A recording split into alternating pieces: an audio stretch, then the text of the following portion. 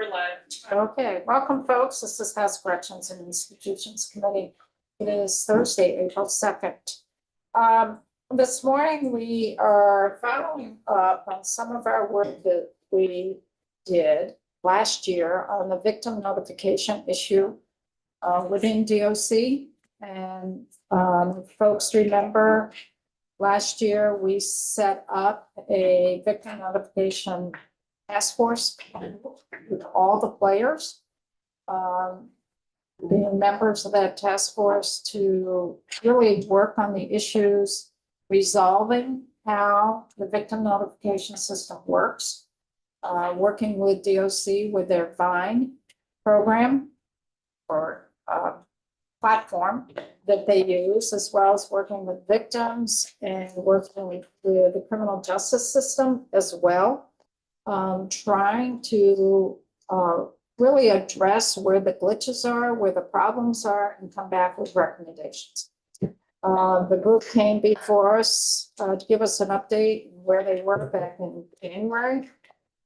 The task force does sunset in the middle of February, so it has sunsetted. So now that we've got some time to focus, because we were so busy with corrections issues, and the task force was still meeting, had not finalized their report or any of their agreements that they were working on, or an MOU that they were working on at the time.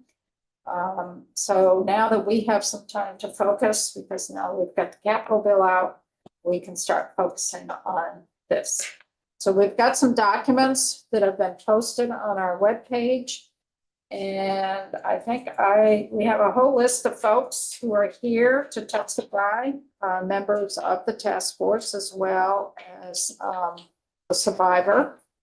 Kelsey Rice has been here with us before. It's on Zoom. And I think I'll start with you, Jennifer Pullman, if you want to give us the update in terms of where the task force ended and which document you will be starting to testify on. So welcome, Jennifer, and if you could identify yourself for the record. Good morning, committee members. My name is Jennifer Pullman. I am the Executive Director of the Vermont Center for Crime Victim Services, and I was also the chair of this task force. I'm sorry I can't be with you all today. I think you all know how important this issue is to me, but I am really feeling quite unwell. But join the club, because half the committee is sick, so you would have been in good company. First, I do again want to thank the committee for highlighting this issue. You've spent so much time on it the past 2 years, and I know Chair Emmons has been in the weeds during the off session on it as well.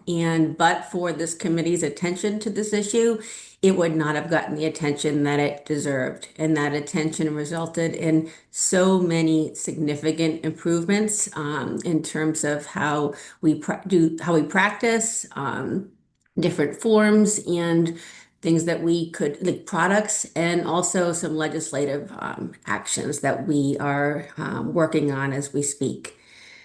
This was a very active task force, both in terms of the members and the non-members. We had a lot of comment from other stakeholders, and while the journey wasn't always smooth, it was very, very productive, and ultimately we landed in a very good space where I feel that we all agreed relationships were grown and enhanced, and sometimes that's one of the most important pieces, but there are a lot of other important pieces I want to speak to. And I'm basically going to be focusing on the memo to your committee that was submitted by the task force, because that includes some really significant updates and areas where we were able to kind of put a bow on things, to say, is to some extent.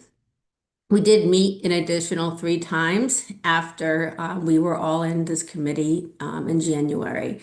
And what you'll see in the memo reflects a lot of that additional work that we did do. I expect my testimony will be simple and straightforward, but I should know better than to say that. But that's what I'm hoping. First, I want to start with the 3 consensus recommendations for legislative change that came out of the committee. The first one I want to speak to, and we've testified about this before, and it reflects some concerns this committee had about the gaps when somebody is detained and victims not being notified in that process. So kind of before the person is brought before the court, those gaps. And we took a serious look at that. Certainly we, as you have heard from Kelsey Rice, that is a significant gap. And I know this was a real concern to this committee.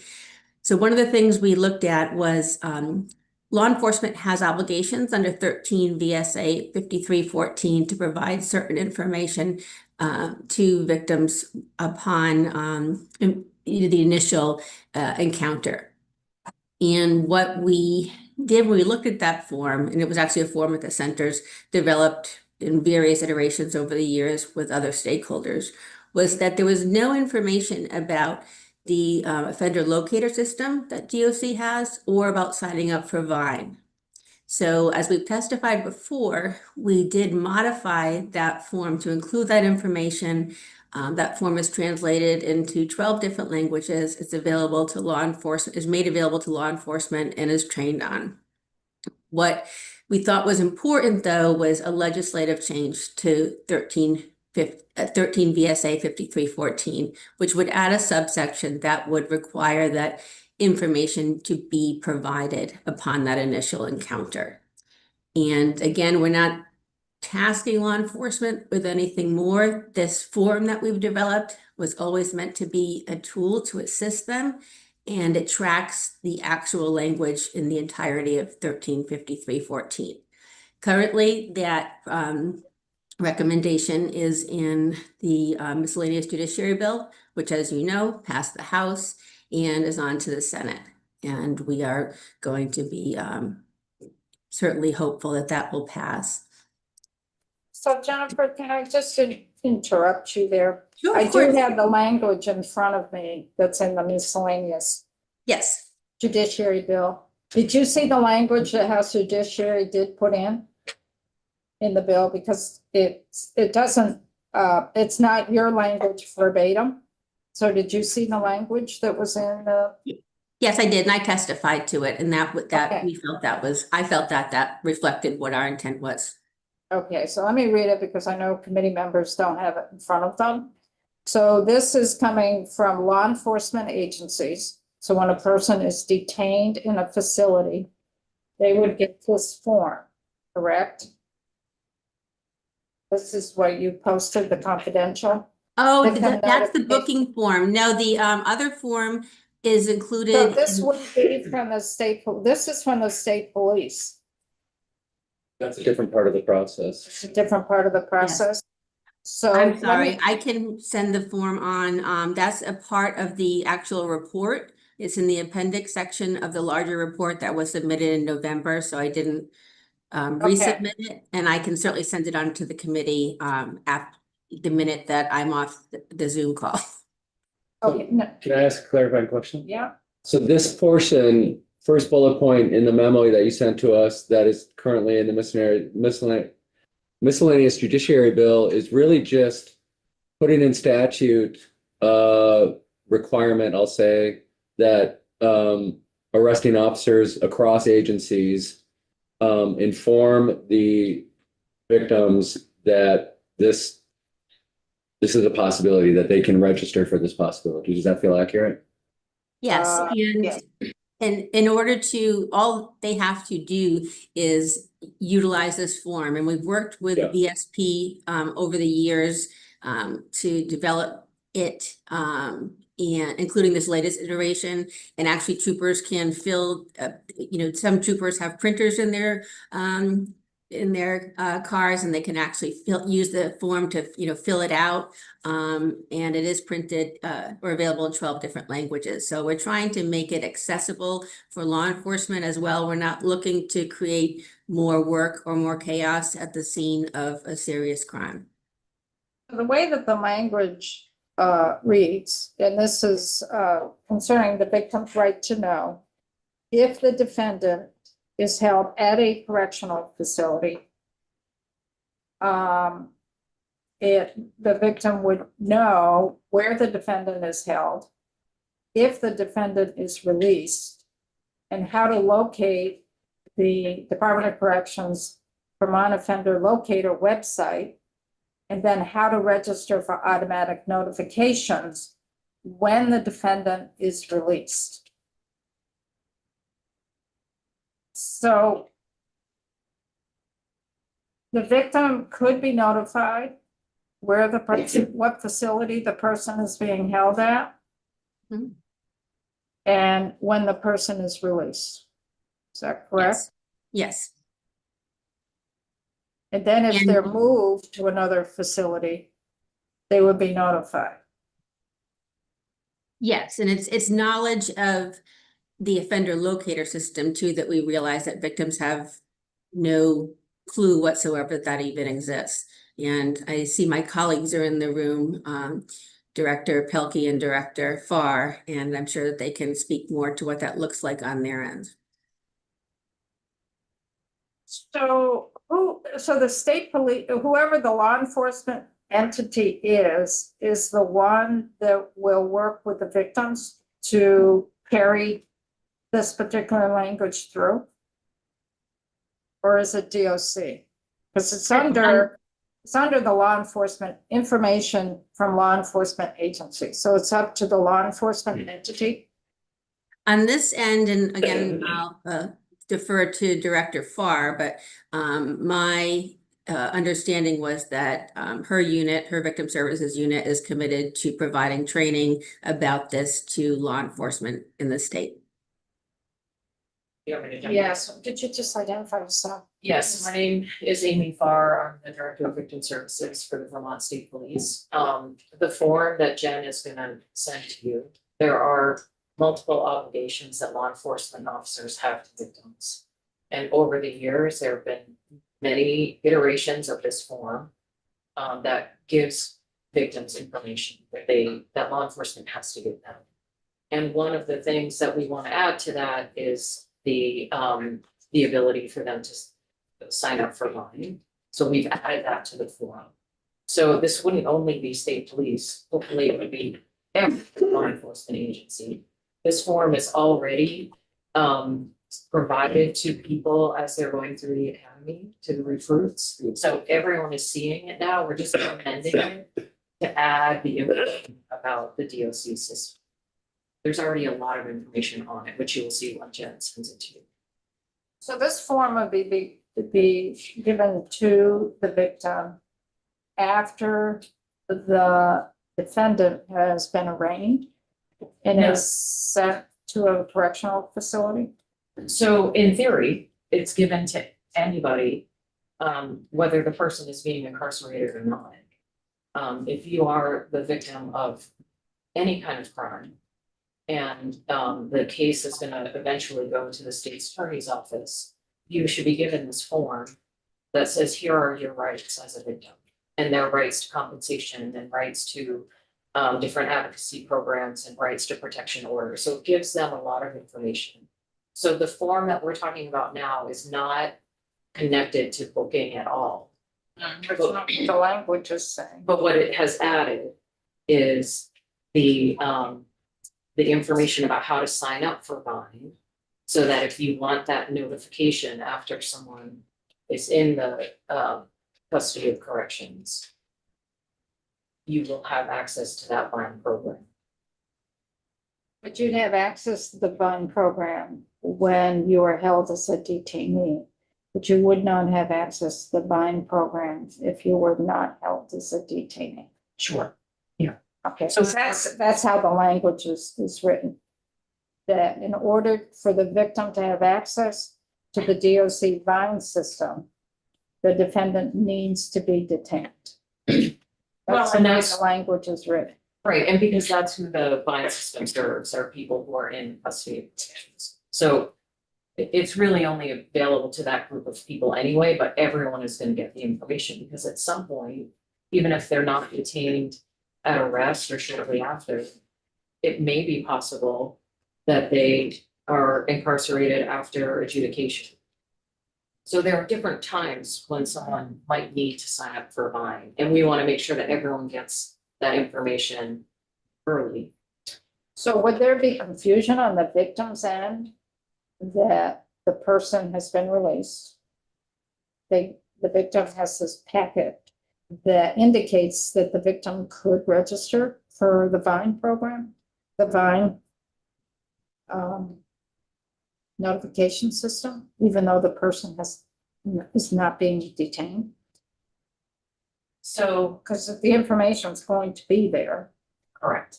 And how does a victim differentiate that the person is out on the street, that Vine doesn't cover that? Can I ask that question a little differently? Yeah. If a victim gets this document from the agency, it says, okay, great, you're notified. They, section 3 of this, of statute, right, what we're adding to this notification now. To that confusion, what happens to somebody a victim who signs up for notification and that person has not yet been detained? Does it hold that person's notification request? So that if the person becomes detained in the future for this crime, they are now being notified? Or does it just say you're not eligible for Vine's notification because your person hasn't, the respondent hasn't been detained? So I'm seeing some people behind you shaking their heads, and I don't know Vine inside and out because that's not the agency. However, I would hope that no one would be encouraged to sign up for Vine if that person is not being detained until that point comes. But we're adding this very specific thing onto a document that applies to a variety of victims' rights, right? So can I just say, Yeah. like, so for example, network programs are also on Right. here. And these are given to also to people who are not victims of domestic and sexual violence. Right. So it's law enforcement has a lot of obligations by statute. Yeah. And this is to help make sure that those are fulfilled. Yeah. And so it has a lot of information, some that's applicable to some people and some that's not. How does the law enforcement agency, I'm thinking your local sheriff department or your local municipal police department, how would they know that Vine system is not available unless the defendant's actually in a facility and that Vine is directly just for DOC? That's where I don't want to set up the victim thinking they're going to have access to information that really isn't going to be available to them unless the defendant is in and incarcerated. I agree, and I would hope that any victim would know if someone is gonna be incarcerated. Like, that's something that, I don't think we can count on that. No, I don't think so And either. and I'm worried about the law enforcement agency gives them this, and I'm not negating that we need to do this. I just don't want to have a false expectation on the victim's piece and that, oh, I can get information that this person is in my community from Vine, is in my community, and I know where they are or whatever, and DOC cannot release that information because the defendant isn't in a facility. They never went to the facility to begin with. Yeah. They were released at arraignment. So maybe DOC could weigh in here a little bit. I don't know. Well, yeah, I think that is a Can you concern. identify yourself? Oh, yeah, Meredith Pelkey, Director of Victim Services. I guess that is a worry, right?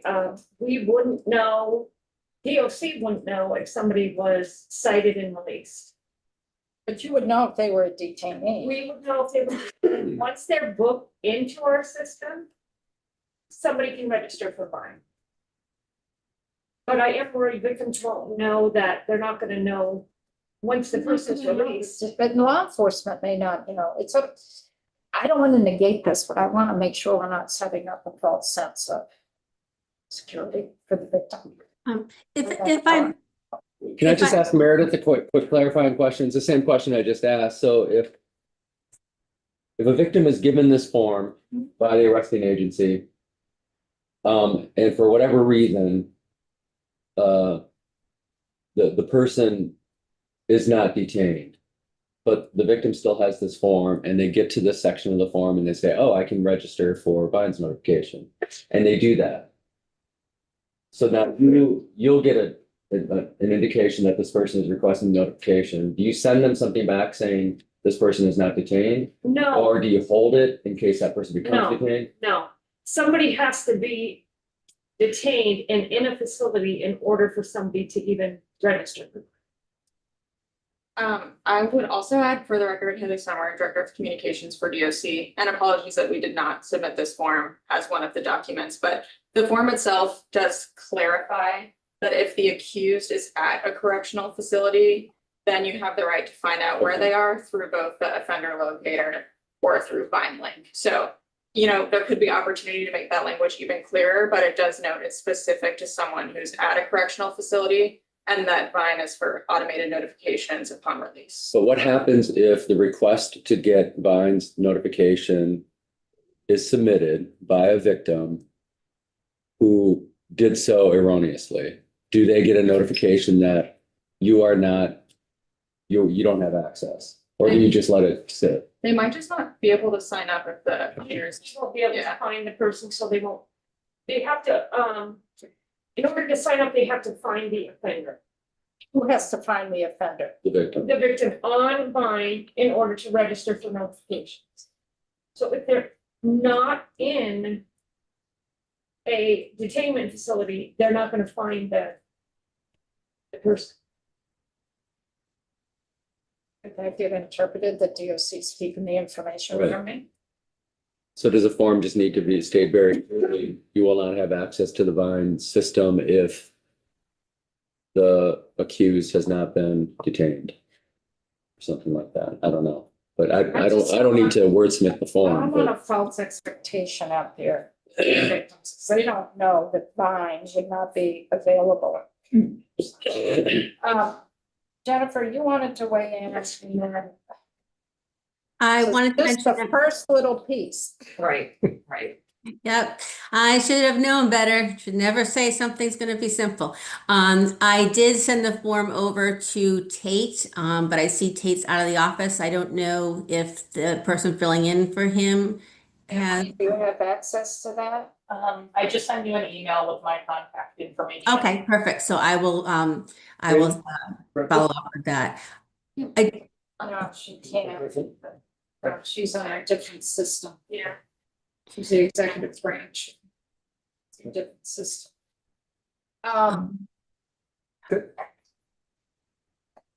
We'll wait till we get the form in order Okay. to further, so we do have a committee member, Kevin? I'm having a hard time understanding a situation where we have a known victim and we have an offender. That the offender isn't held. Therefore, there would be notification of what happened after they were detained. What would be a situation where you know someone's been offended and you know who the offender is? That the victim wouldn't have notification of what happened after that. I can't think of Amy for phone. Amy? Yeah, I think the space that we're talking about is that when someone is not held and that someone tries to go and sign up for Vine and they're not in there. And I don't have an answer to this question, but I do want to appreciate what you're saying because I think with any service to victims, and I said this last time, it is not easy to be a victim. So often, like also on this form is you have the right to a protection order. A lot of people go to seek protection orders that are not available to them. yeah.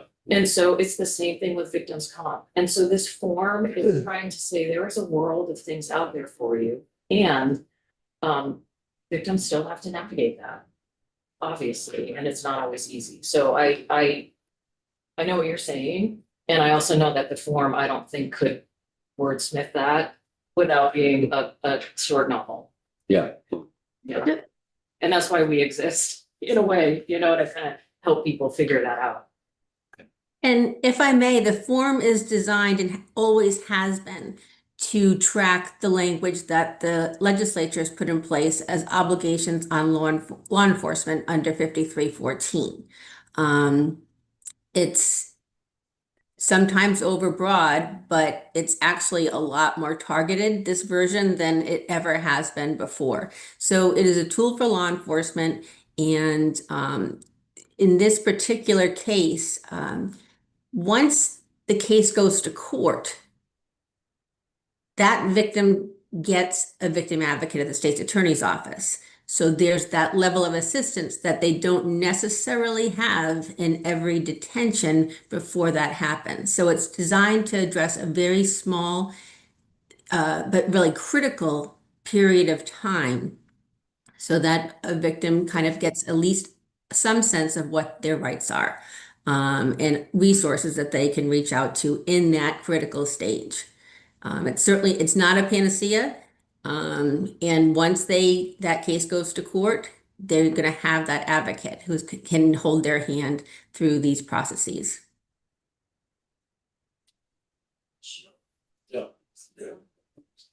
And I tried to resend the form on. The only information I got was from Megan, so I don't know if that was the right person. I didn't get any other contact No, it'd be information. Jeff. Okay. Anyway, well, I'm looking at section 5314, and what it deals with law enforcement, and what it basically says is information to all victims. After initial contact between a victim and law enforcement agency, the agency that's responsible for investigating the crime would give these particular things in writing to the victim. An explanation of victim rights and information concerning the availability of assistance to victims, including medical, housing, counseling, compensation for the victim, protection for the victim, including protective court orders, and access by the victim and the defendant to records related to the case which are public. And we've added that the victim would be notified that if the defendant is held at a correctional facility, where the defendant is held, and if the defendant is released, it would indicate how the victim could register for the automatic notification through the bind system. So it doesn't indicate anything. They get that form that indicates they could hook up with the bind system, but you have to be very clear that the person has to be detained. If they're out in the community, the bind system, they can sign up for it, but they're going to get nothing.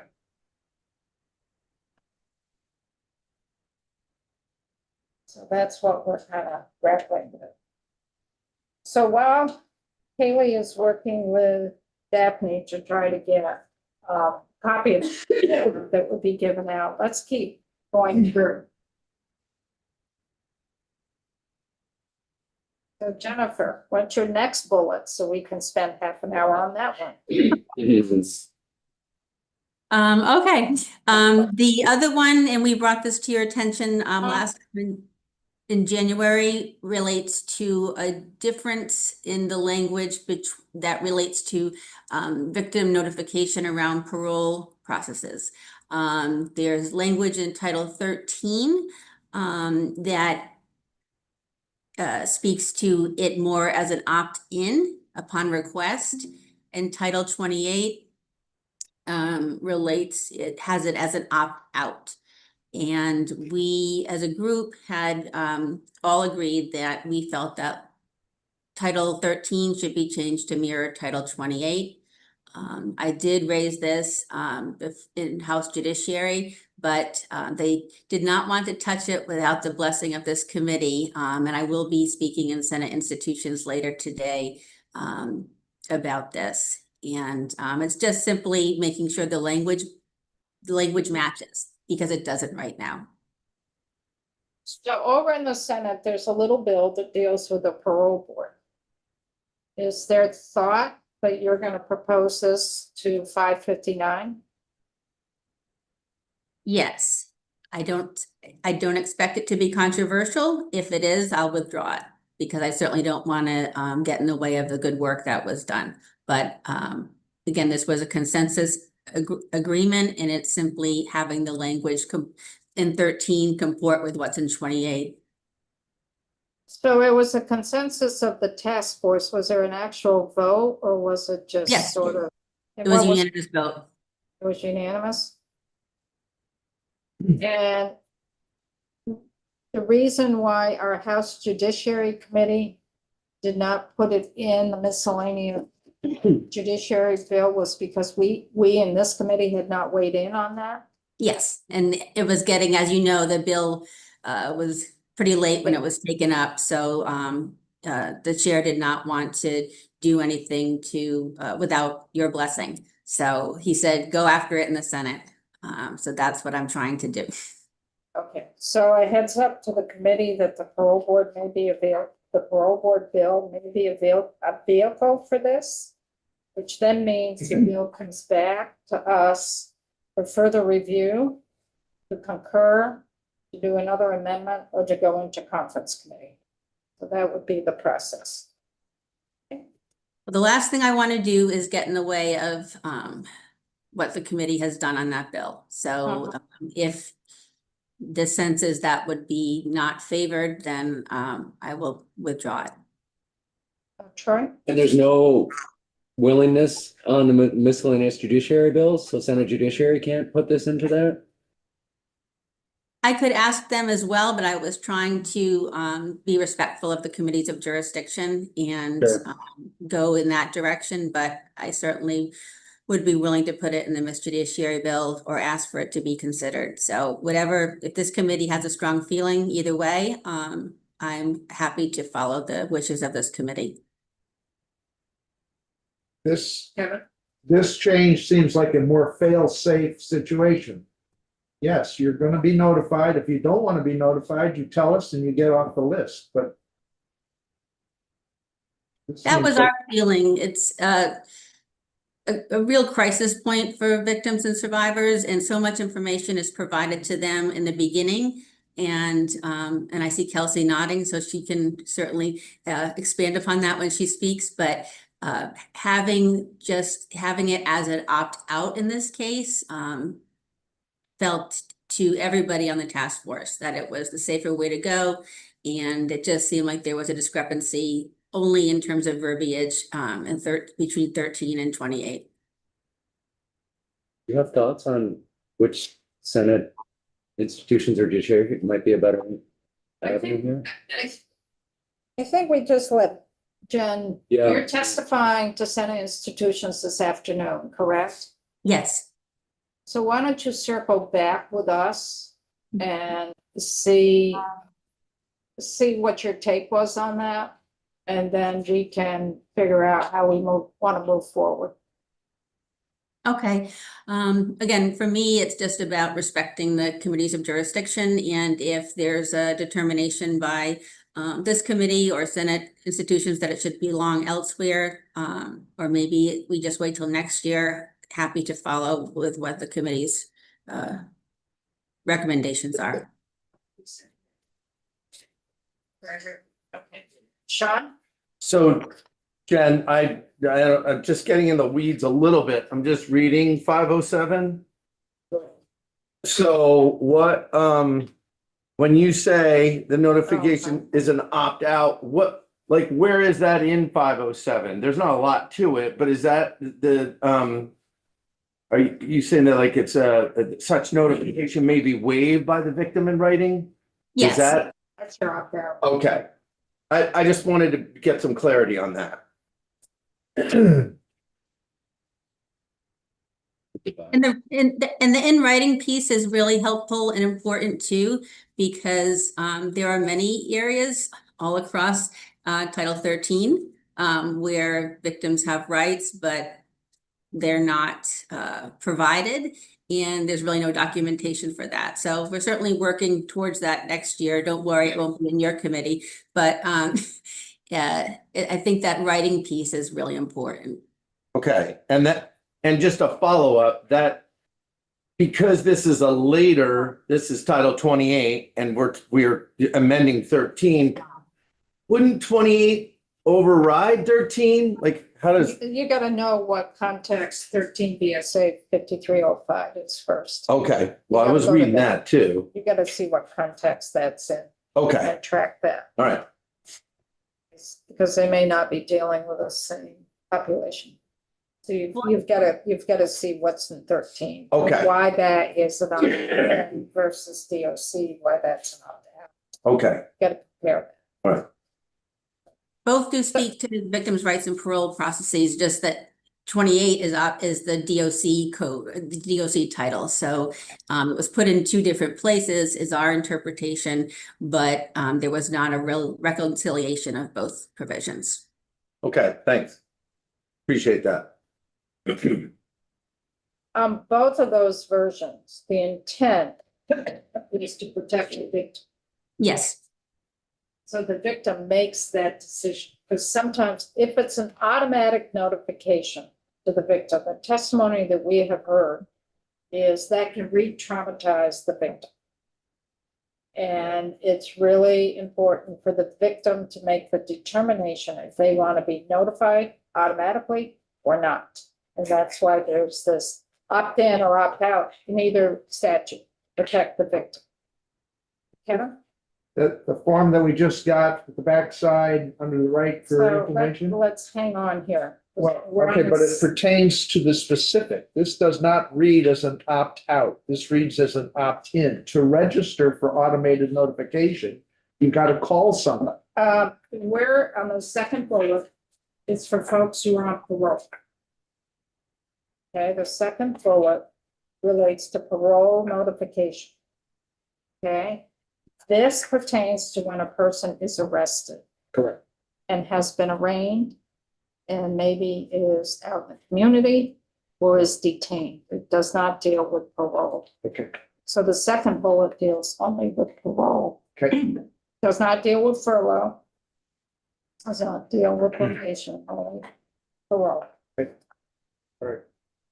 So we can go back to what was just handed out, but any questions on the second bullet? No, just keep us updated on how it goes with Yes. Senator Fusion. of course. So let's kick back to the first bullet, which dealt with law enforcement information that's given to the victim. We have a copy of, is this already started to be dispersed to law enforcement? I believe it. Yeah, okay. So the notifications on the back.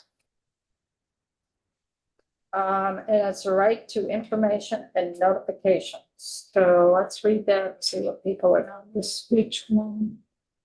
It was handed out, did it come all the way through? Mary's got it. This is handed out to the victim by a local law enforcement. Could be state police, could be sheriff, could be your municipal. And the clause that we're looking at is on the back, the right to information and notification.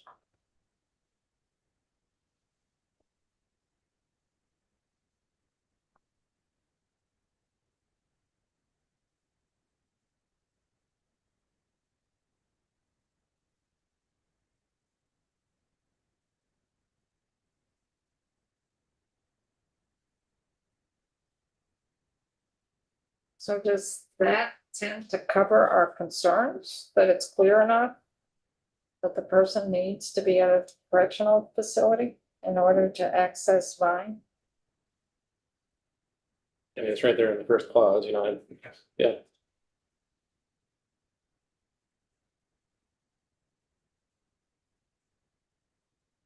Are we more comfortable with that first bullet? Yeah, I mean, aside from, I know Kevin still has concerns that this still feels like an opt-in.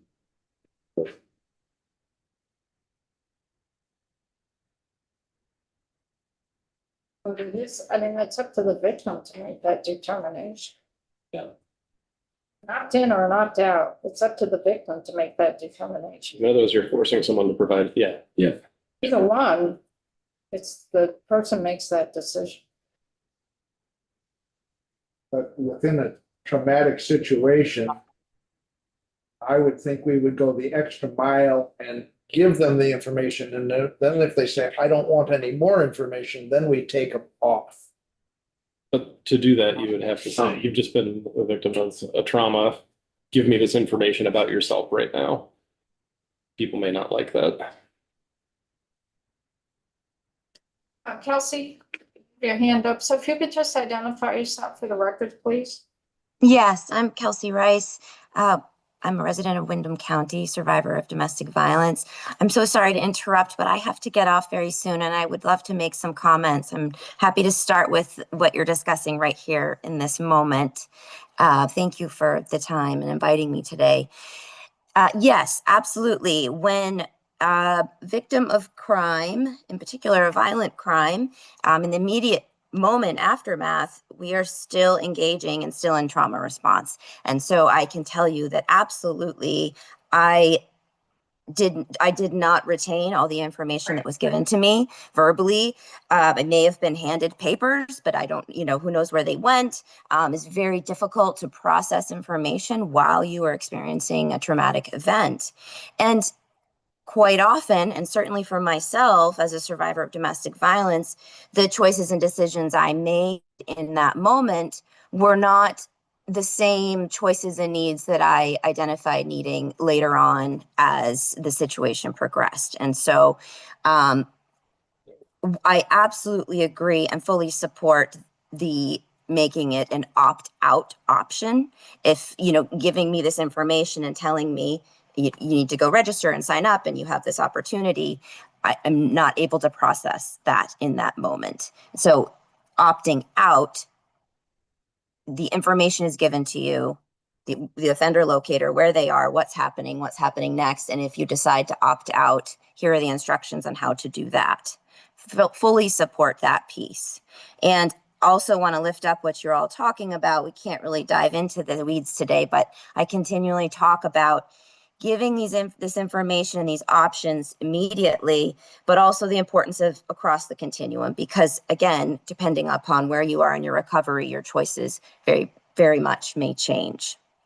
I wanted to speak to the DOC bringing back menu options. I know you all haven't made it there yet, but I just want to lift up how important that is and that they have stated they need to change. The language needs to be changed in Title 28. Very important to give those options because for many of us, it's not just an opt-in or opt-out.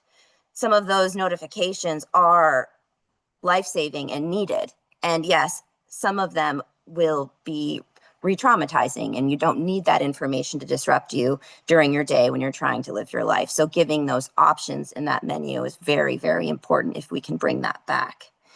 And again, I think my biggest message today that I'd like to leave you all with, both for the task force, the committee, and for all of you, I cannot express in words how grateful I am as a survivor that has experienced harm, the gaps in these systems, that you have listened. And, I choose to share my story and offer up these very traumatic experiences in service to victims and survivors who do not have a voice and may experience many more vulnerabilities and barriers to navigating systems than I do. And it is incredibly heartening and paramount to my recovery that you all are taking these issues seriously. You have so much on your plate, so many issues to navigate for all of us here in Vermont. This work that you're doing it not only does it change circumstances for the victims and survivors experience that crime, but it has a generational impact, right? The more trauma we experience as we navigate these systems, it's going to continue to trickle down. So thank you. In particular, also the gap in notification around when suspects are detained after hours and weekends. I think you all know that piece is very important to me.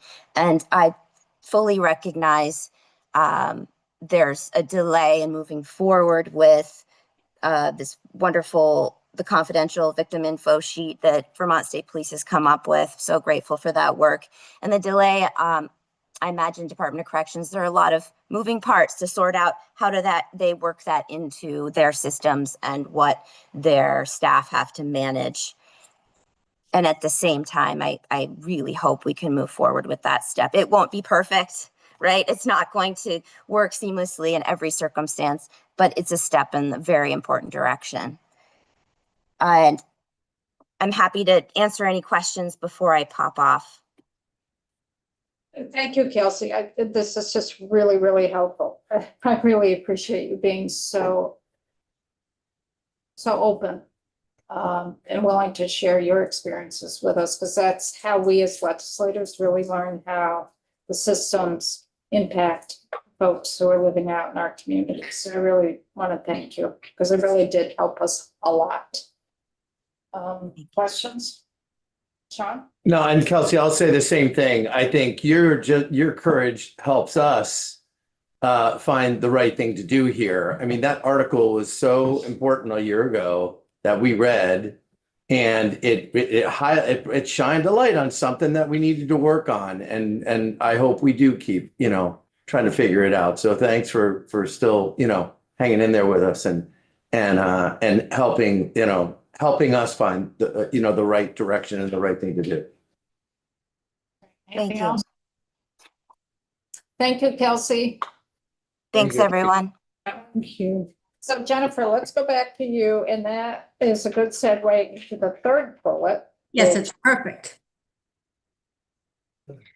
As you heard from Kelsey, one of the third piece that we're looking to change is in Title 13, 5304 B, that relates to the responsibilities of state's attorneys, victim advocates. Victims have an ability to opt out of any service that the victim advocate provides.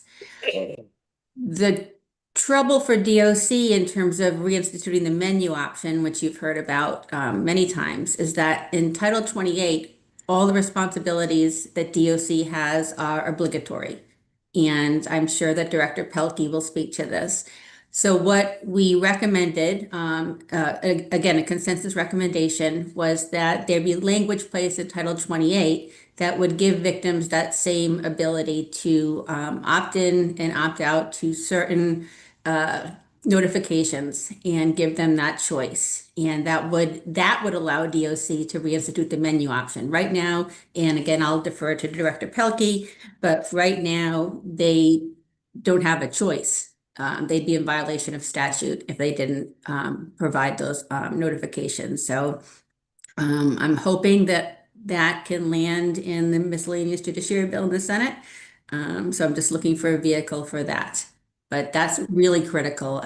We started this conversation last year talking about the menu, and we can't get there if we can't help DOC to be able to do that in a way that doesn't force them to violate their statutory obligations.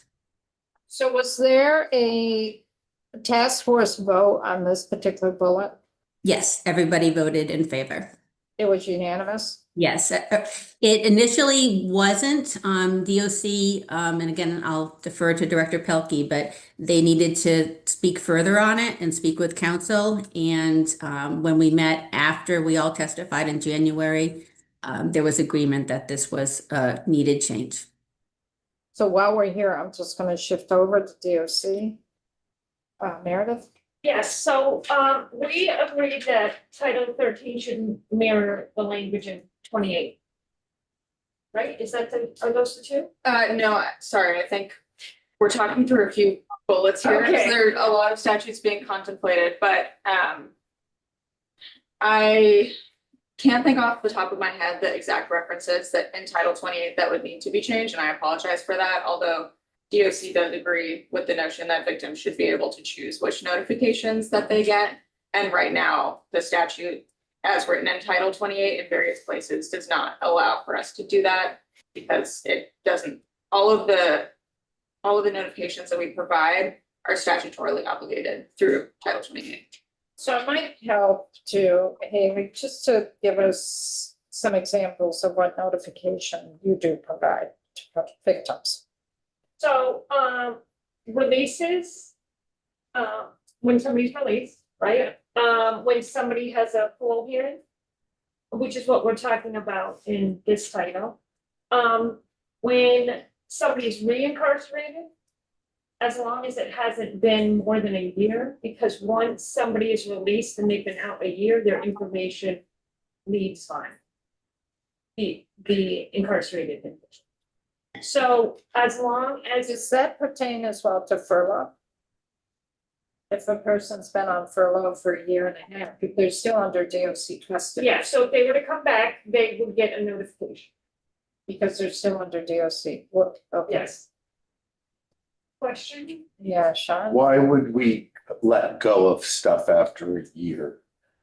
Because I think I don't know why that was agreed upon, because that was before my time, but for now, what happens is Vine only, once somebody's released and they're out of our custody, the information goes away after a year. Because they're out of your Because custody. they're out of. Because they could have been a detainee, Right? and then a year later, 6 months after being they were released. If they were released at court, right? You have information on them for a year Yes, after that. yes. If they maxed out, If they maxed out you have information on them for a year. for a year. After a year, it goes away. They don't get re-incarcerated, If a person's on probation, still in our system, it's still in Vine. Yep. Person on furlough is still in Vine. still in Vine, Person on parole is still in Vine. yes. And then when they complete all that, they're still in Vine for a year, and then after that. Is that year timeframe by statute or by your directives? I don't think it's in statute. No. It's directive. But I'd have to look. I would assume direct. Yeah. You won't get that minutia. For that. I wanna hold off, what other service, what other, the victims So are notified? we're bringing back facility to facility transfers. So if somebody transfers to another facility, a victim will get that. In earn time. That's an opt out, opt in? That's not an automated notification, that's a notification we would do if a victim opts in, which is the language, Jen maybe can talk to the language in what bill that was or statute. That was language passed last year, and if a victim opts in, then the Department of Corrections Victim Services Unit would provide that notification no less than every 90 days. Troy and then Sean. Is there a general sense from DOC about how many points of conflict within Title 28 this exists currently? If we want to change 28 to align with 5304B? Yeah, I think we looked at it maybe a few months ago and identified those statutes, but I don't have that off the top of my head. Chair Pullman might. If I may, I think what's helpful about what's in 5304B is that it's just a blanket statement. So it doesn't go through and identify every single right, because that would also need to be changed then, you know, as things are changed. So 5304B's language is very general, and it just simply states that a victim has the ability to opt out of any service that is provided under this chapter. So are you saying a similar blanket statement in 28 would suffice, or are there multiple points of conflict in 28 currently that we would have to change?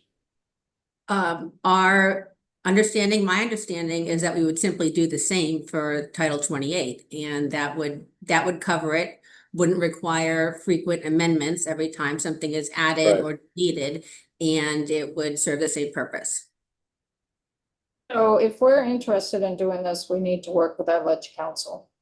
We need to figure it out.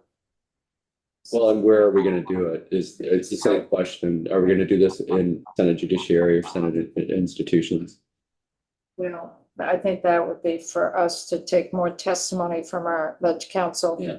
How involved it is, bring the players back in and just really figure out what direction we want to go in and what language, and then we can figure out a vehicle for that, because there's different ways of what. Can I just Kevin? make Yeah. sure I'm understanding what I'm hearing is that if an individual is released a year after, a convicted individual is released after a year, there's no more tracking, so the victim doesn't know what's going on. I think you gotta be clear when you say release. I know, that's What what do you I mean release? want to make sure. They were incarcerated, Yeah, and after a year of release, but are they on furlough? Are they on parole? Did they meet their maximum? Yeah. Were they, which one? Because it's different. no, I understand they're all different, but I'm hearing that after a year, no matter what that situation is, the victim no longer has any information available to them. I don't think that's the way it plays out. That's what I'm trying to understand. Yeah. No, so once somebody is released from DOC custody, so that means if you're on probation and you are done, if you're on parole and you're done, or you're incarcerated and you max out.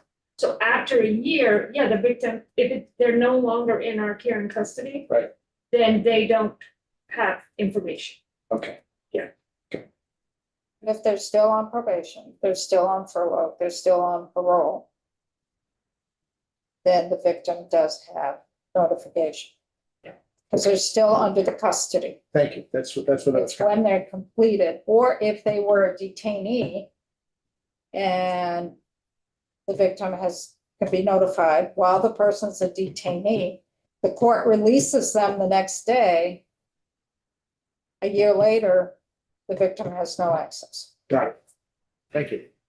Right. Well, and we can certainly discuss that year, but that's not something we're seeking to change today, as I understand it, right? Yeah, so, It's just understanding. yeah. the process. Right, just understand. Thank you. So let's continue, Jennifer. Progress updates, language access.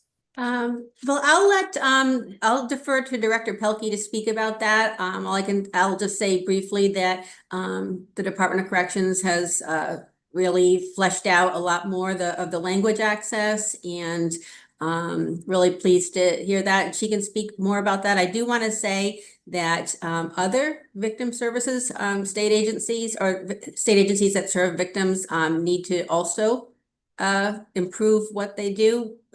We learned some other pieces about how that interaction goes or doesn't happen. And so I'll defer to Director Pelkey, though, to explain more on that. And I don't know if you want to just cut away to her now, or just let me run through two more things and then. Why don't you run through two more things? and Okay. then- Yes, buying technology, again, I'll defer to Director Pelkey. I do want to say one of the things I'm most pleased with is the adoption of victim-centered trauma-informed language. We went through all the notifications as a task force, and we had the consultation with Disability Rights Vermont, and came up with language for all the notifications that, again, everybody was in complete agreement with, and DOC has adopted.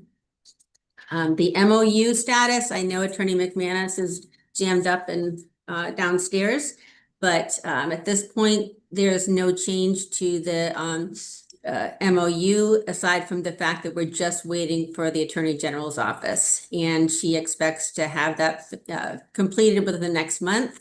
And then she indicated that she will send on the completed signed MOU to this committee as soon as it's done. But otherwise, all other parties to the MOU, which is obviously the Department of State's Attorneys and Sheriffs, DOC, the Center, and the state's attorneys, Vermont State Police have all agreed to what is in the MOU. And again, just That's a waiting. heavy for lift. email. So That's that's a heavy lift. yes, and I'm really thankful to Attorney McManus for doing that. And even though we haven't signed it yet, I think we all agreed that that process was very valuable, just in terms of getting us all to the table and having us have those conversations around clarifying roles and how we support each other and how we interface. And then finally, the other important piece, which Director Farr will speak to, is another way to address that gap in notification when a suspect is detained. That is the booking form that I did attach. What we discovered was that when the paperwork comes over from law enforcement to DOC when somebody's being detained, there's no easy way to access victim information, and it might not even be available. And so Director Farr took it upon herself to develop this booking form, which would have this as a cover sheet that is like right there, easy to access. And the victim can choose to provide that information or not choose, but then that could be entered in as well. And so at this point, it's just about finalized, but this would be a critical way to make sure that that information is being transmitted, because again, what we found was that it's not available and or it's not accessible. And I'll leave that to her. But at this point, I want to make sure that my colleagues are heard from. And again, really appreciate the time. I will definitely get back to this committee with what happened in Senate institutions and look for your guidance as to how to proceed on that bullet, and as well as the third bullet around helping DOC to be able to put that menu option back in place. Right. Thank you. Jennifer. Thank you. I know that the task force working group went away in the middle of February. And I know when you were in here last time, there was concern of maybe losing that task force. Is there still that concern, or do you feel pretty confident that there's enough tools in place that people can still stay connected without the task force? We all agreed that it was really valuable and that we planned, once this very busy session is over, to continue to meet on a monthly basis informally, and just bring forward other issues, not just about victim notification, but so many of us work in silos, and having conversations about trends, concerns, things that we're seeing in our communities felt like a real important way to structure our meetings moving forward. And we're all on the same page. So having those conversations, so we thought it was valuable, and we plan to do that. Finally did something good. It is something really good. Yeah. Well, Thank you. thank Thank you. you. Thank you for all the work that you've done, Jennifer. Really appreciate the report, and it appears as if it was pretty unanimous. It was unanimous in terms of the recommendations that came out of the task force working group, which You is, see in the memo, really wraps up the report in a constructive way, I think. And the last 3 meetings were very positive and focused, and we tied up, again, a lot of those loose ends and came up with agreement on these pieces. Mary? Alice, do we need though to think about for the future, say all of these good people aren't part of this discussion, do we need to indicate a group needs to go forward? Because I would hate to lose the momentum that has been gained by all of you working together if some of the players should change. And then there's not that back and forth discussion. So I just put it out there. I wonder if we do this again, but I wonder if we send a letter of intent. Well, that's what I meant, something like that, to just keep the, you know, the moment Keep everyone focused. focused when you do have a change of a person, different entity, that the continuity continues. Let's kind of noodle that a little bit, folks, and we could work with Hillary on doing something. Would that help for you folks, just to know the legislature is encouraging all of you to stay in touch? I don't see that it would, I think it would be helpful. I unfortunately don't see myself retiring anytime soon. But yeah, I think to have that in the files to pass on to successors would be helpful. There's a kitty cat. Yeah. I know the feeling really well. Anything else for Jennifer before we transition to DOC? Hope you feel better. Yeah, we're all in the same boat. Yes, we're all feeling real. Thank you. And I'll get back to you later today. Thank Okay. you. Sounds great, thank you.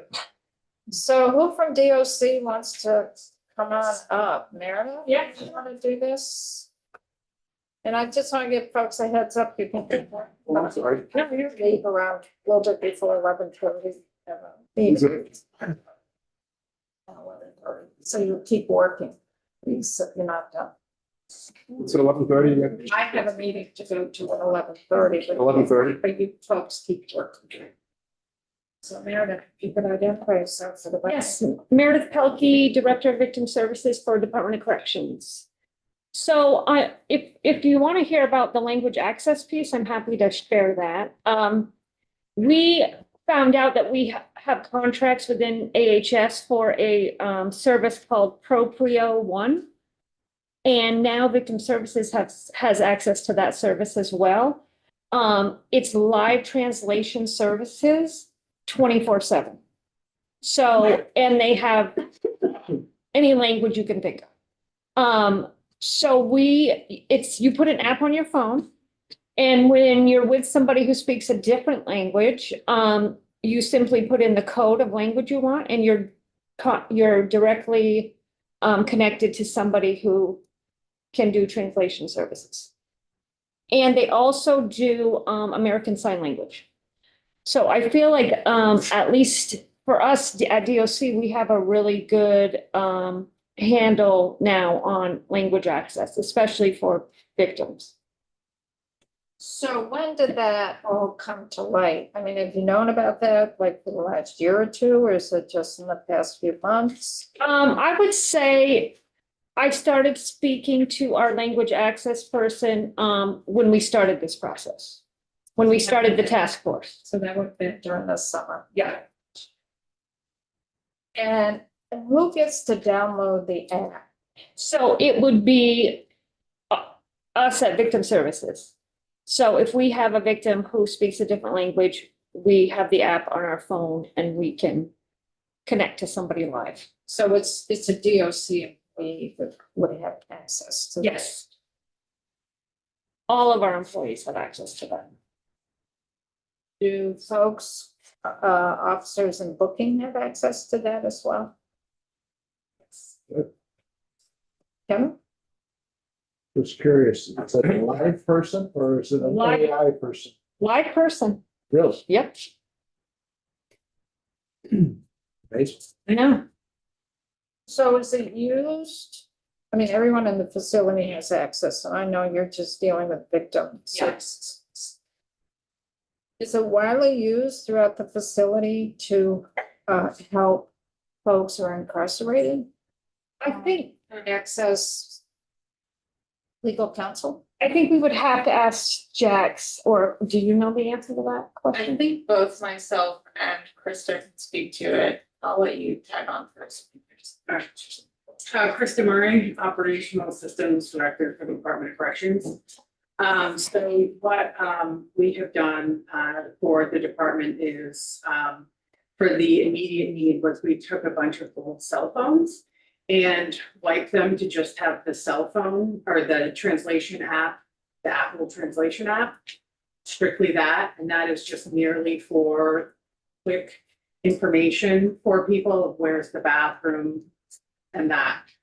We also received some iPads to which we've installed the Proprio app onto for the booking officers to use, but also for legal counsel when they come in as well, since we don't allow phones within the facility. So the Proprio app is set up specifically right now for Northwest and Chittenden. So where there's Wi-Fi in the areas in which legal counsel will use it in the facility.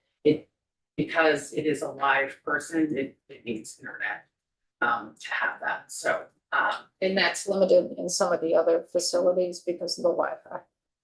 Lack of Wi-Fi. Yep. Questions? That's no cost staff. I think there might be a cost, but I don't have that off the top of my head. There is a cost, but I don't know what it is. Find out. I think the agency pays it. Yeah. How often is it used? You know, In the facilities or for victims? both. We haven't been asked for translation services yet. We haven't encountered anyone who needed translation services. So otherwise, how often is it used? I have not asked the facilities recently. However, when you all head down to Northwest in the next head up toward Northwest in the next couple weeks or so. I'm sure the superintendent, Greg, would be happy to chat with you about what it looks like on the ground and then how often those devices are being used. The iPads were just dispersed, I believe, last week or the week before. And So who would they disperse to specifically? I believe just Northwest and Chittenden. But to all the staff or just booking staff or? I don't know those specifics. I believe for the legal counsel, they were gonna be kept in EC with booking. And as legal counsel came in, it would be provided to them. Back in, but, How many pads per site? pardon? How many pads? I per do site? not know the answer. to We that. can get the answer, but I don't have that off the top of my head. Okay. But each facility has some. Right now, Northwest and Only two. COCF have them because those Wi-Fi. facilities tend to be the two facilities where there are the most language access needs, and then we've also installed very limited Wi-Fi to be able to accommodate those applications. And the iPhones don't cover as many languages. As the iPad. Right, and they're completely offline, but there's really no need to update them unless they came out with more languages, but those at least work without Wi-Fi. So can be used within a unit for anybody who cannot speak English or broken English, and so the officers just have that to be able to communicate. And Is that also available to WellPath at the infirmary? I believe that WellPath might have their own translation services, because there's a different network that they use. Many of these initiatives were somewhat implemented in the last couple of months, so if the committee were interested in setting up some time to discuss that specifically, as I don't want to take away from the topic at hand, we could arrange for that, so. But yeah, I don't want to derail this either, but I would love to know a lot more about that, yeah. Yeah, that'll be a conversation later. But this is helpful. Thank you. Yeah, I think it's great, that we have that option. So let's keep going. Yeah, I'm happy to answer any questions anyone has about the report. About the Vine Technologies, the status. I'm gonna turn it over to Krista Murray for that update. Switch, do you have anything else? No, That would be yours in terms of expansion of Vine or anything like that? no, Okay, so why don't you switch places? thank you. Get off. Let's see. I do have a question. Maybe you're not the right person. Okay. I got the impression that the people facilitating communication to the victims are way overloaded. That they have way too many victims to keep in touch with. Is that still the situation or? did Well, I can't misunderstand? speak to the state, that's the state's attorney. Okay, Yeah, so they would have to speak to that. okay. So welcome again, if you could just identify. Sure. Krista Murray, Operational Systems Director with the Department of Corrections. So I, for those who don't know, manage the offender management system, which connects directly with Vine. We've now taken on the translation devices. And on the side, the EHR. So what we have, or what we are currently doing for the Vine system is we are working with a different set of people at the vendor to look at the system to ensure that it's working properly.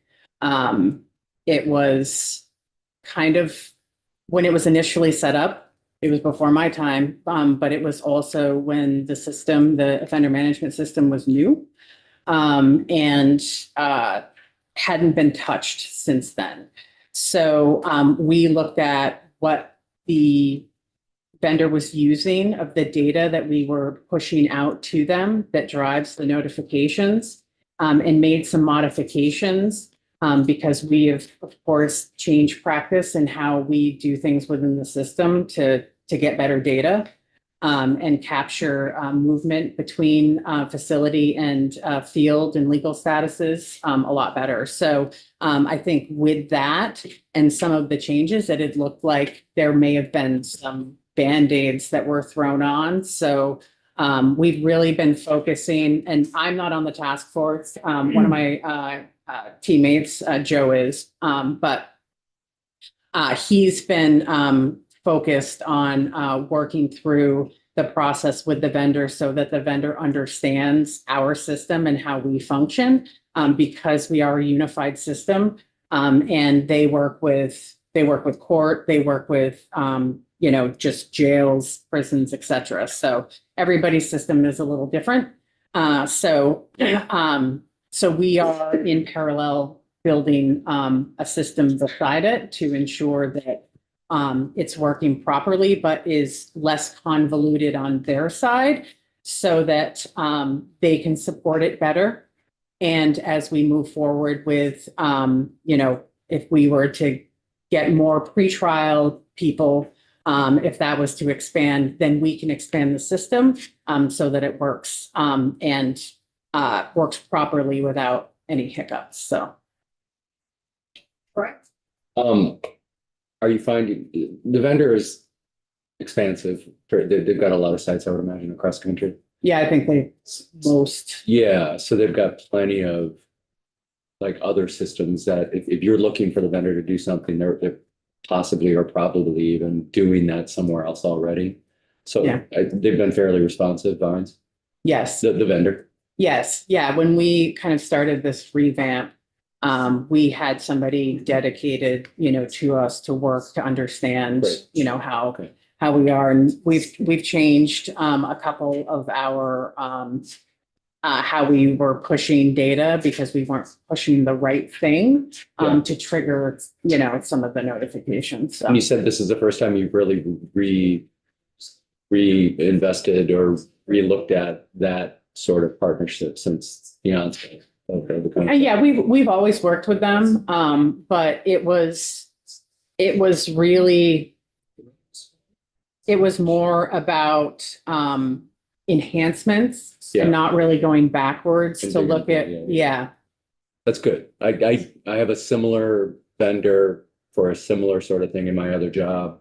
And I have found that kind of collective head scratching, we want to do this better. Can you help us? And so I'm glad to hear that they're responsive to that. Yeah, and I think what had happened was it was just kind of, found something wrong, fixed it, and it was, as I call it, Band-Aids. Yeah.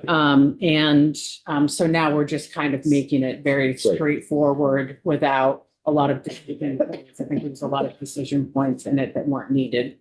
Who is the vendor? Apris, but they're now Equifax as well. And they're like one of the only providers of like victim notifications. So, but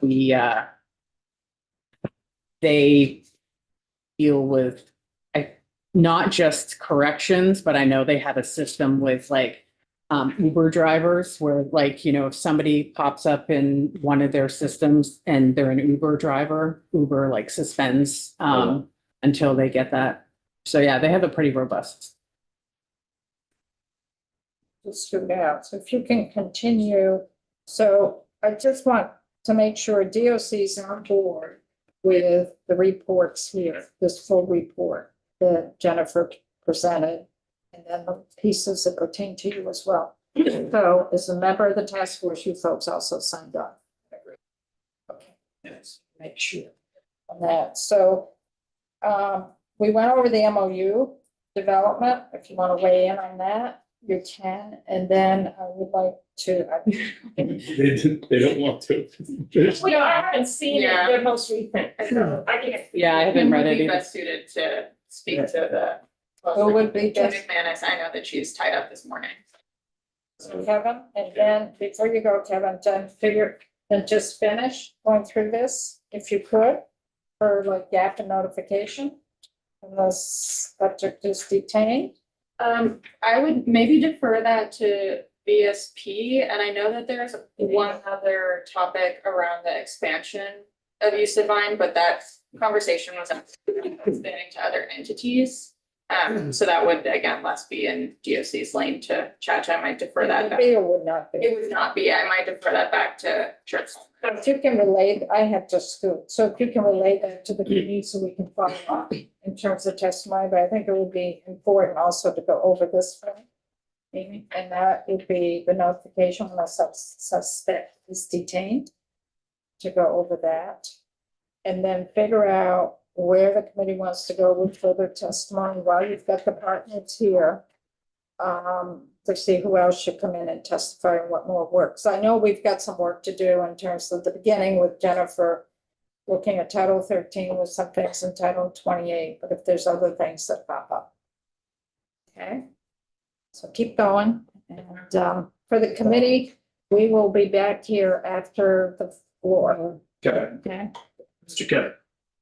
So an MOU by definition is things that everybody agreed with. The tough question is where we're still having some sticking. Because I know that everybody wants to improve the system.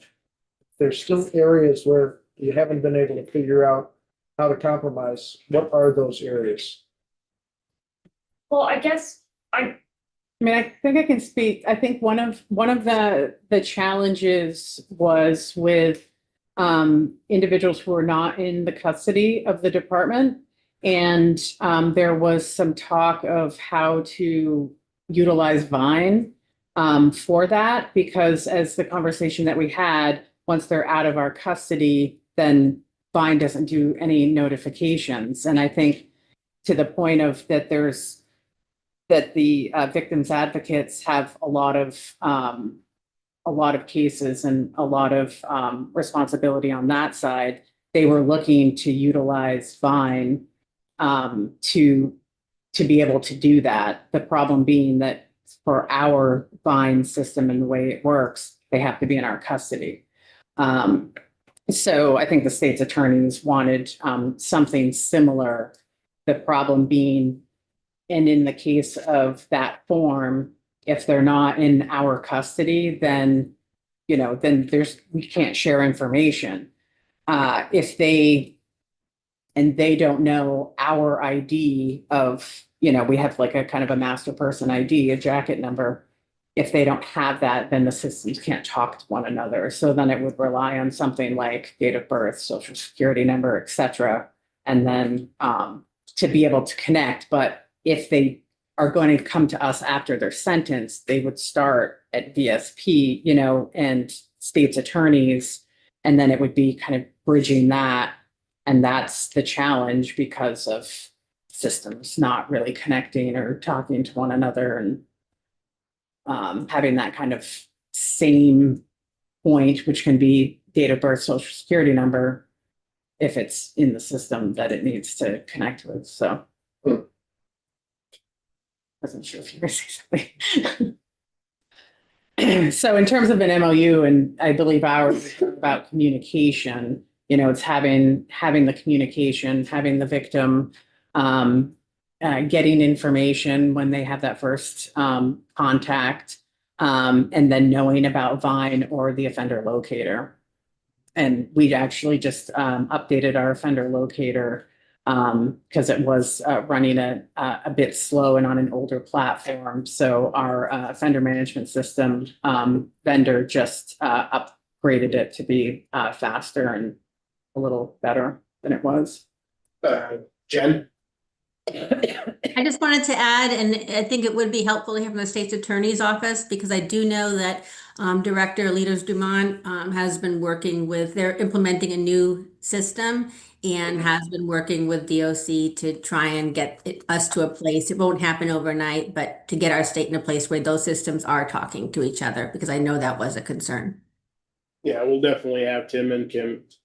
Thank you.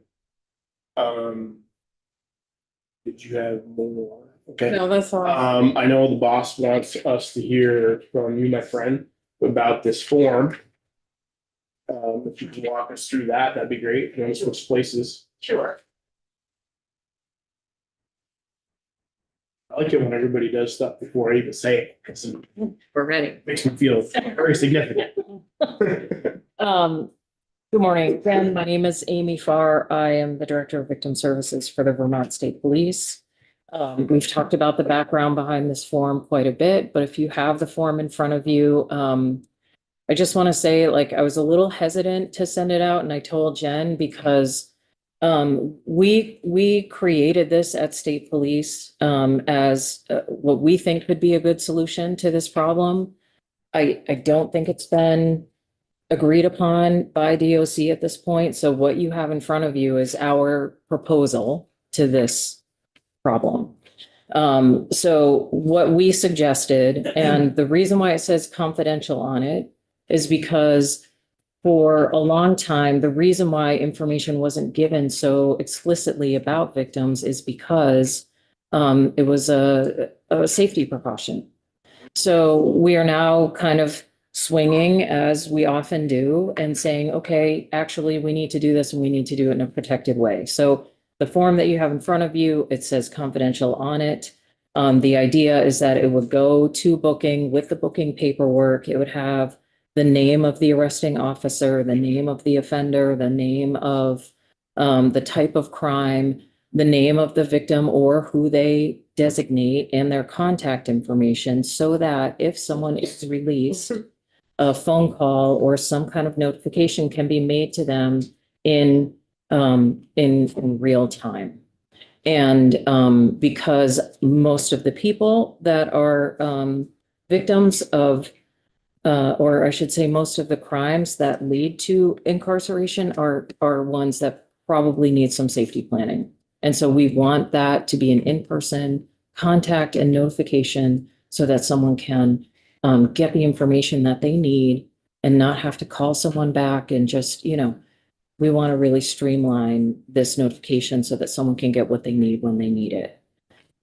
So our agency worked on this. I've given it to corrections and we're just kind of waiting to hear back. Once corrections decides, yes, this works for us, or no, it doesn't. I don't know what discussions happen next.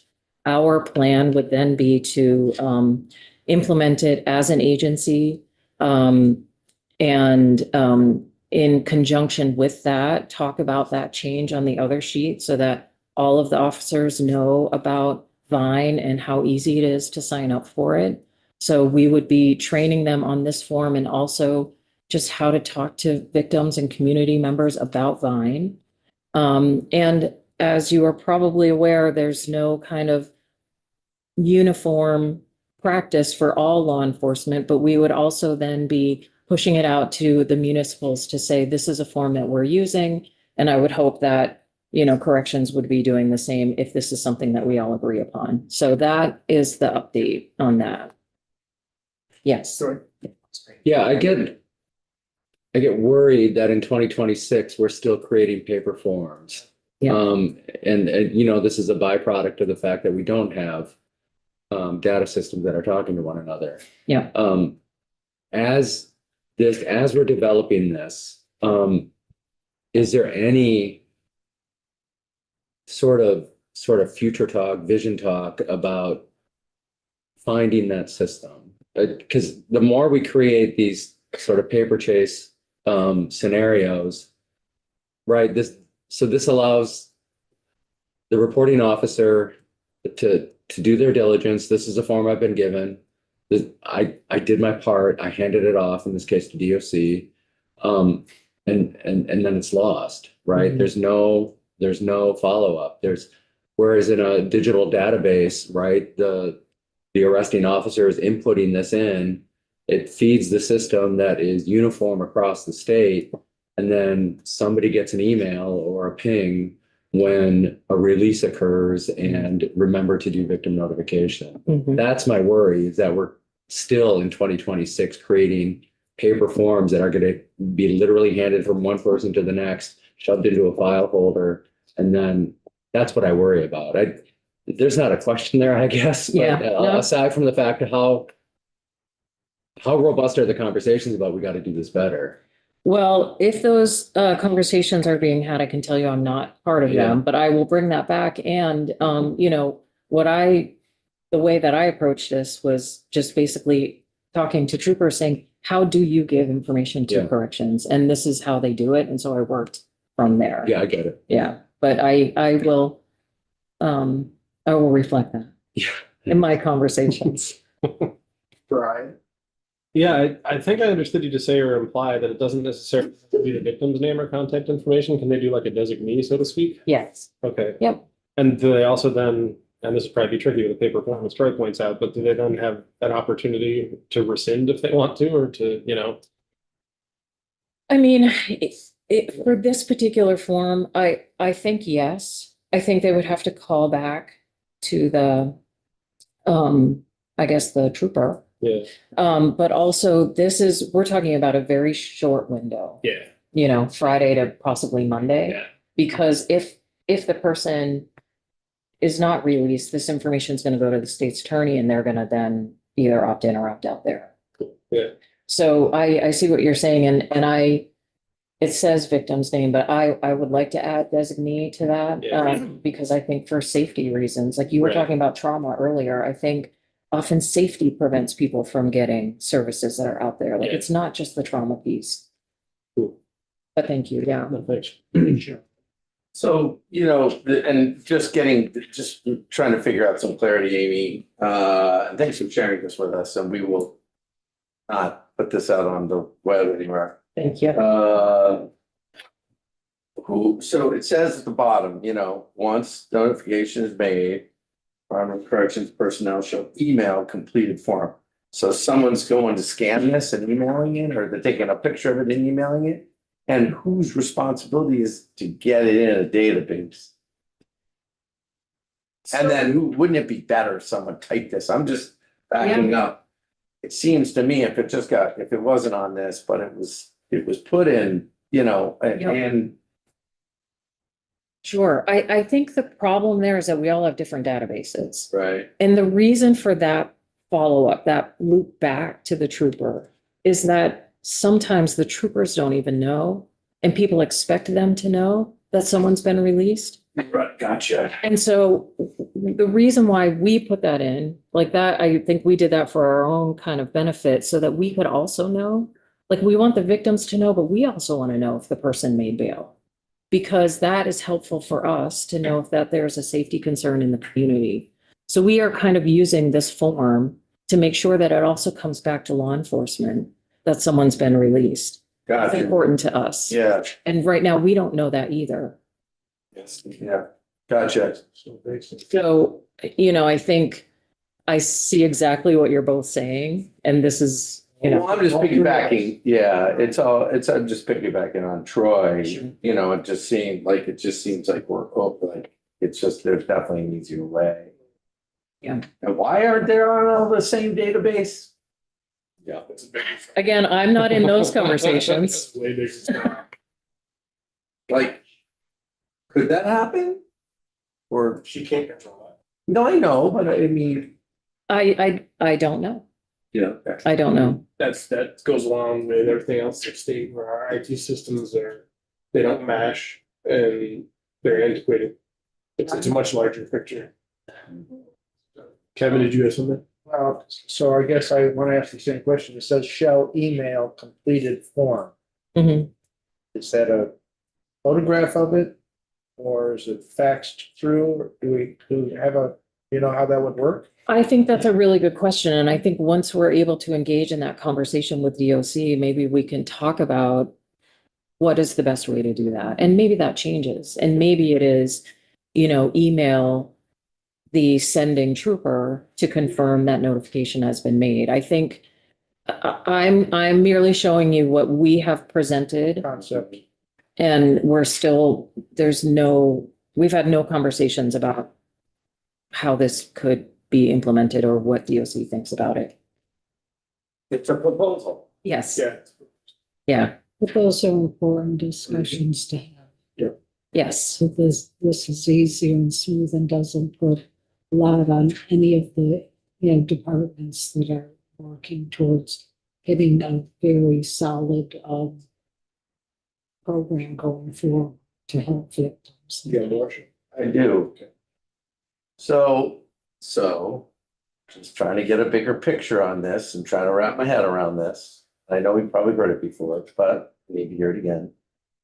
So you're working on a separate computer system and a whole different thing than DOC and Vine? Correct. There are three different things. Right, and then if you want to add in the state's attorney system and the court system, you can add a couple more in there. So is it our responsibility to try to like address that and fix that? Yes. Kind of like the water. Yeah. Kind of like the water. How much money and time you got, buddy? Right. I mean, it seems. Yeah. So I'm just trying to understand is, and I guess what I'd like to do is ask Haley about that. Haley, is it important for you to have your own system, or would you rather have a system that's shared? You're asking a communications person about technology, which is never a good idea. Okay. I don't think I can answer that question. But I could, I'll answer it. So what it appears is happening is they're looking at like across the state, like a potential of data warehouses or data lakes. So if we are going to all have different systems, then in my opinion, it would be defeated into some sort of system that does what all of them need to do. Because you're not going to find like a system that will support police and, courts, state attorneys, et cetera, likely why we all have our own different systems. So if, a way to do it would be to have a system that the data feeds into that then does the data sharing. But okay, I don't work for ADS, so. but that doesn't exist right now.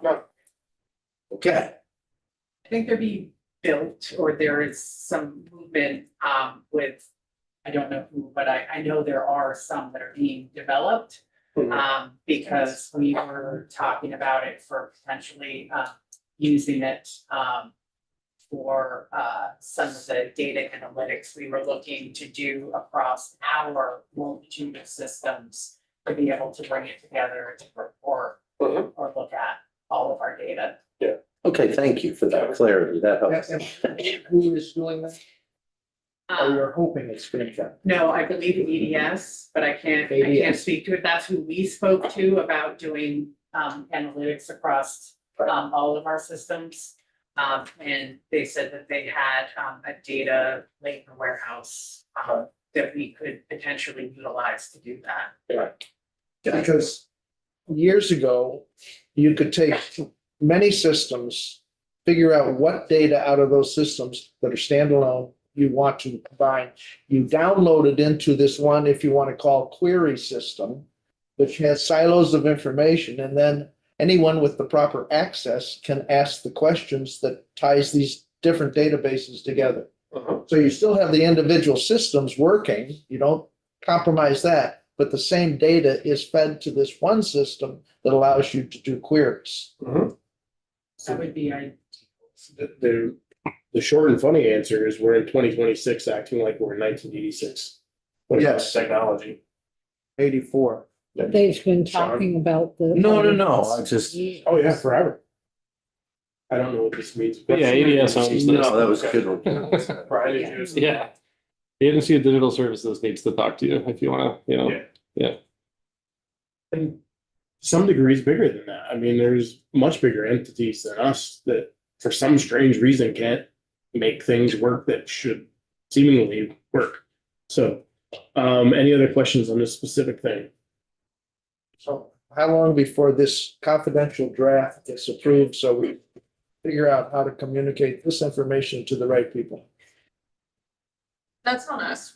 Yeah. Yeah, and I apologize for that. We, of course, support it and want to ensure that it's not going to add too much of a burden on our booking officers who are already very overburdened. And so there are conversations that we need to have with the facilities, and unfortunately, take accountability of not been persistent as much as I needed to be. So we hope as soon as possible. And this is a good catalyst for continuing to engage in that conversation. Because without this basic information, I can't imagine the Vine system can work at all. I don't mean to be negative, but I mean, this is the most basic. You get in a car accident, you immediately exchange information. And then in my case, I find out that even though I thought the other person hit me, I'm at fault. But at least the information is exchanged so you know how to communicate. Right. And just to be clear, like this is something that happens outside of Vine. I understand. Yeah. I'll note it. Yeah. Any other questions? And if not, then as a committee, where do you guys want to go from here? Well, thank you, man. Thank you. Thank you. Is there anything specific, especially when we have these individuals in the room? We know we want to get Tim and Kim in. But what else? Is there anything else?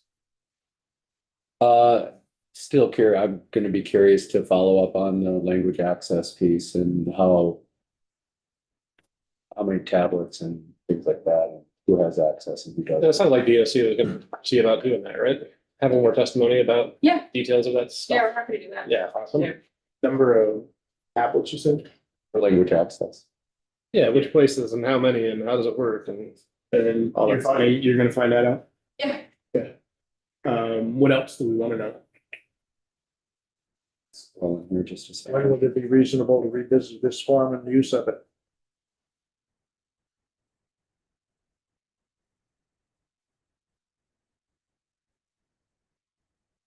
And that's probably, who do you think would be able to give us that information in?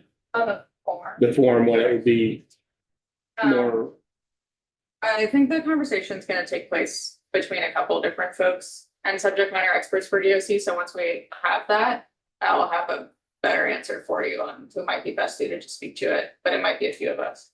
And then James, I think this is probably already on the list from Alice, but that third bullet point, getting Hillary in here to see what we need to do to get the language from 13, let's say, to 28. language. This is to enable DOC to restore the option. Yeah. The statute changes that we might need to figure out how to do. Yep. What else? But I'm gonna make everybody work until lunch. That's not a mean guy. Mr. Vice Chair, I'm happy to send that statute right on to Legislative Council if that would be helpful to Oh, that'd be facilitate. great, hey. Thank you very much, Jeff. I'm sure Alice wrote that down, but the intent for this group to continue to be meeting. Right, Jennifer, to shut the thing off. Keep the monthly meetings going. Everybody kinda understands. Figure out. Yeah. To, because there are a number of questions. Right, so then, but we got this other thing. This is the memorandum. Do we need to go over this? I don't know. But we need to write That was, That's still a work in progress, I think. Yeah. oh, it is. Yeah. So we don't need to, that's okay. I don't think we need to do it right now, but we can, I mean, is there anything? I don't know if that's the. Kevin's best suited to. This is a thing that this further testimony, Kim can handle the state's attorneys. Yes. I'll- Okay. Yes, Jennifer. I already alerted Attorney McManus that you will be looking for her and she's the best person. Great, Okay. thank you, Jen. Terrific. All right, thank you. If nothing else. Looking around, Well, yeah, is there, Or is there anything you Anything need to share with so us? that we will, oh, the boss is back. We think we're done now, boss. We did all those things. We have a list of things we want to follow up on. But Good, sorry, I Yes. missed it. I mean, well, we we did went fill you through in. the form, we talked about some other things. Jennifer is sending the language for 13 VSA to Hillary. And then, we said we want to revisit this form at some point, which Haley said that they're going to have a chat with DOC and somebody else before going back to us. We talked about language access and number of tablets, et cetera. And we wanted to follow up with, Kim and Tim. Sounds great. It's great. So we'll go through that. And of course, we're gonna have to, Jennifer's gonna speak to Senate institutions this afternoon, then we can follow up with Jen in terms of what happened there. And we'll talk to our legal counsel, Hillary Shutter Ames, to talk about the Title 13, Title 28 connectivity, shifting possibly some things. So we'll be dealing with this a little bit more over the weeks ahead of us. Well, one last thing for Amy. Yes, So then what is the follow-up with this? What does that look like? I'm waiting on DOC. Okay. Yeah. Yeah. That's what we just talked about. Do we, We'll work on it. I was looking at my notes. do we have a time frame for that? We would hope that we could. Perhaps Always. soon. Yeah, Perhaps. that's what Candy said. Perhaps. Okay. It's kind of what you alluded to, a few weeks, couple weeks. Yeah, sure. Well, if you didn't, then maybe. No, we can do that. Fine.